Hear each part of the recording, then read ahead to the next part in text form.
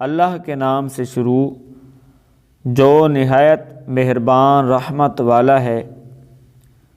اور کہتے ہیں ہم نے فرما برداری کی، پھر جب تمہارے پاس سے نکل کر جاتے ہیں تو ان میں ایک گروہ آپ کے فرمان کے برخلاف رات کو منصوبے بناتا ہے، اور اللہ ان کے رات کے منصوبے لکھ رہا ہے۔ تو اے حبیب تم ان سے چشم پوشی کرو اور اللہ پر بھروسہ رکھو، اور اللہ کافی کارساز ہے۔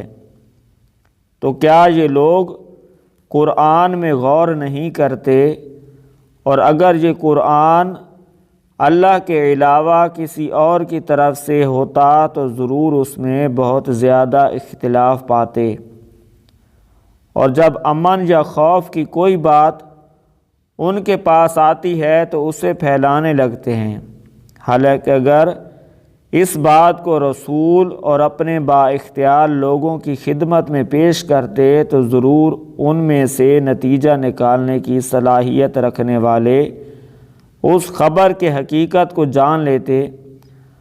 اور اگر تم پر اللہ کا فضل اور اس کی رحمت نہ ہوتی تو ضرور تم میں سے چند ایک کے علاوہ سب شیطان کے پیچھے لگ جاتے۔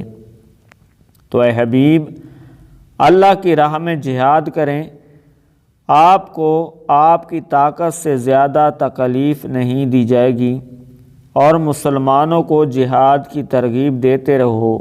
عن قریب اللہ کافروں کی طاقت روک دے گا، اور اللہ کی طاقت سب سے زیادہ مضبوط ہے، اور اس کا عذاب سب سے زیادہ شدید ہے۔ اور جو اچھی سفارش کرے اس کے لیے اس کا اجر ہے، اور جو بری سفارش کرے اس کے لیے اس میں سے حصہ ہے، اور اللہ ہر شے پر قادر ہے۔